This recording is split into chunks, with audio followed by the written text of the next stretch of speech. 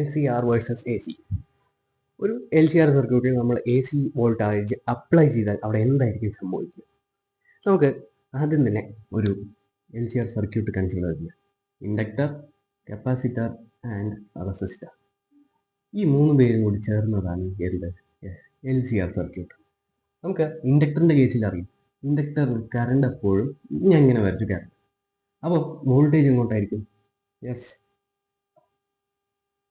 വോൾട്ടേജാണ് ലീഡ് ചെയ്യുക. കപ്പാസിറ്ററിൻ്റെ കറണ്ടാണ് ലീഡ് ചെയ്യുക 90 ഡിഗ്രി. യെസ്, വോൾട്ടേജ് കറണ്ടിൻ്റെ മുകളിൽ വെച്ചു, വോൾട്ടേജ് ആയിരുന്നു വോൾട്ടേജിൻ്റെ മുകളിൽ വെച്ചു.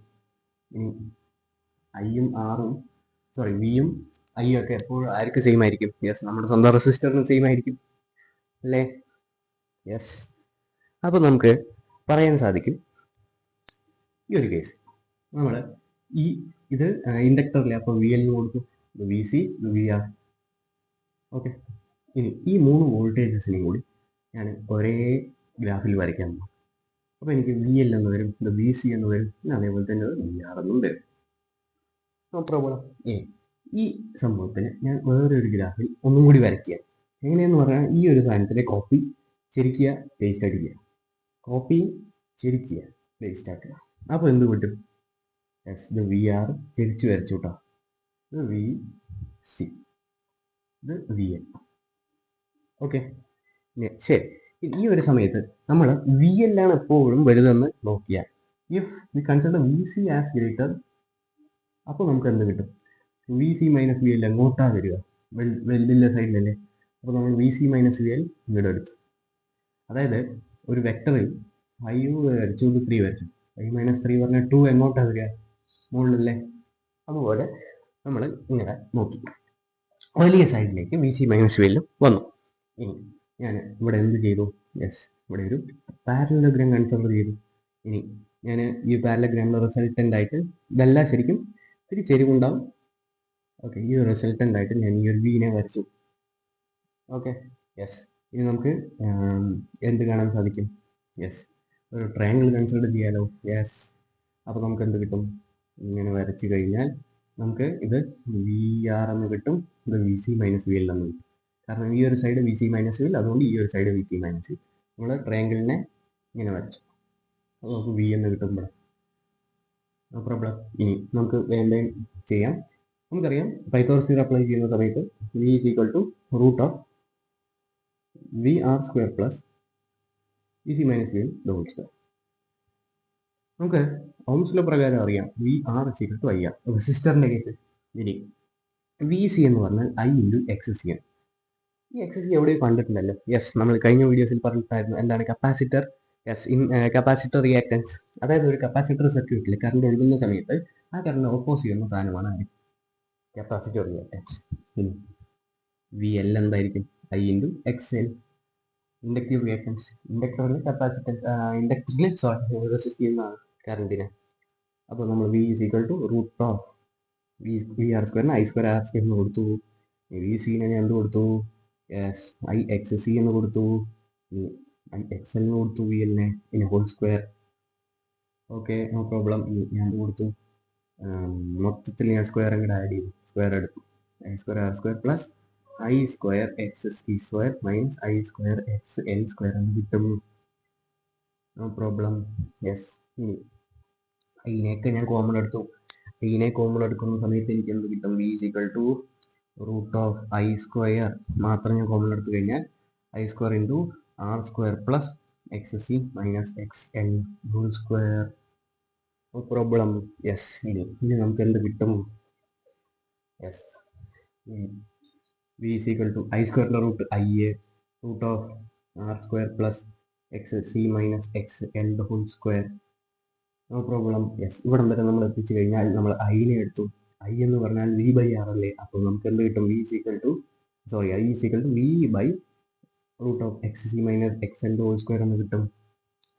No problem. Yes, Ohm's law പ്രകാരം I is equal to V by R അല്ലേ. യെസ്, ഇവിടെ റെസിസ്റ്റൻസ് അല്ലേ. യെസ്, അപ്പോൾ ഈ റെസിസ്റ്റൻസ് സ്ഥാനത്ത് ഇവനല്ലേ. യെസ്, അപ്പോൾ നമുക്ക് റെസിസ്റ്റൻസിൻ്റെ ഫോമായിട്ട് ഇവനെ നമുക്ക് എഴുതിക്കൂടെ? എഴുതാം. എവിടുത്തെ റെസിസ്റ്റൻസ്? LCR സർക്യൂട്ടിൻ്റെ റെസിസ്റ്റൻസ്. LCR സർക്യൂട്ടിൻ്റെ റെസിസ്റ്റൻസിനെ നമ്മൾ എപ്പോഴും എന്താ പഠിക്കുക? സെഡ് എന്ന് വിളിക്കും. Z is known as impedance. ഇംപിഡൻസിന്റെ ഇക്വേഷൻ നമ്മൾ ഇങ്ങനെ ഡിറൈവ് ചെയ്തു. That is R square plus X C minus X L the whole square കിട്ടും. ഇതാണ് ഇംപിഡൻസിന്റെ ഡെറിവേഷൻ. ഓക്കെ, ഇത്രയും നമുക്ക് എൽ സി ആർ സർക്യൂട്ടിൽ എ സി വോൾട്ടേജ് അപ്ലൈ ചെയ്യുന്ന സമയത്ത് എന്താ ഉണ്ടാവുന്നത് എന്നതിനെ കുറിച്ച് പഠിക്കണം. ഇനി അടുത്തതായി നമ്മൾ ചെറിയൊരു ടോപ്പിക്കും കൂടി എടുക്കാൻ പോകുന്നത്, അതായത് ഇംപിഡൻസ് ട്രയാങ്കിൾ. നമ്മൾ പറഞ്ഞു ഇംപിഡൻസ് എന്താണ്? എൽ സി ആർ സർക്യൂട്ടിലെ റെസിസ്റ്റൻസ്, കറണ്ടിനെ എൽ സി ആർ സർക്യൂട്ടിൽ പോകുന്ന സമയത്ത് അവിടെ ഓപ്പോസിറ്റ് ആണ് ആര്? ഇംപിഡൻസ്. അപ്പോൾ ആ ഒരു സമയത്ത് ഇംപിഡൻസ് പോലെ ഇംപിഡൻസിനെ ബേസ് ചെയ്തുകൊണ്ട് ഒരു ട്രയാങ്കിൾ ഉണ്ട്. നമ്മൾ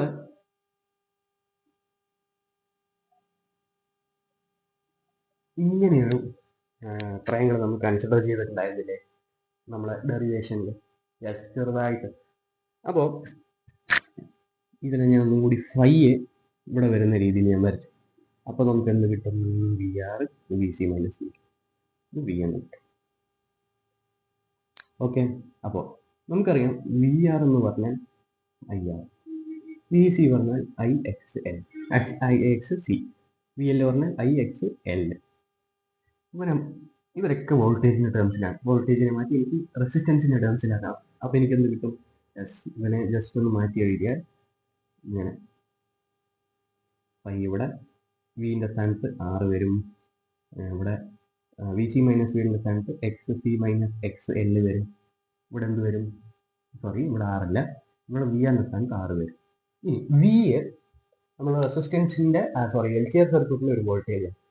എൽ സി ആർ സർക്യൂട്ടിലെ വോൾട്ടേജ് ഇവിടെ അതുമായി ബന്ധപ്പെട്ടുള്ള റെസിസ്റ്റൻസ് കൂടി വേണ്ട. യെസ്, എൽ സി ആർ സർക്യൂട്ടിലെ റെസിസ്റ്റൻസ് എന്തായിരുന്നു? Impedance Z. അപ്പോൾ ഇംപിഡൻസ് ട്രയാങ്കിൾ നമ്മൾ കൺസിഡർ ചെയ്ത് കഴിഞ്ഞാൽ നമുക്ക് എന്ത് കിട്ടും? യെസ്, ഇംപിഡൻസിന്റെ ഇക്വേഷനും കിട്ടും. പൈത്തഗോറസ് തിയറം അപ്ലൈ ചെയ്യും. അപ്പോൾ Z is equal to root of R square plus X C minus X L whole square. 3 minute താഴെ കിട്ടും. അത്രയും സിമ്പിളായിട്ടാണ് നമുക്ക് ഈ ഒരു കേസിൽ നമുക്ക് ചെയ്യാൻ പറ്റും. Okay, no problem, no confusion. ഇനി നമുക്ക് അടുത്തതായി എക്സാംസിൽ ചോദിക്കുന്നത് ഫൈൻ്റെ വാല്യൂ എന്താ? ഫേസ് ഡിഫറൻസിൻ്റെ വാല്യൂ. ഫേസ് ഡിഫറൻസിൻ്റെ വാല്യൂ മനസ്സിലാക്കണമെങ്കിൽ നമ്മൾ ആദ്യം ഒരു ടാൻ എടുത്തു. ടാൻ ഫൈ എന്താണ്? Opposite by adjacent. അപ്പോൾ X C minus X L by R. അപ്പോൾ ഫൈ എന്തായിരിക്കും? Tan inverse X C minus X L by R എന്ന് കിട്ടും.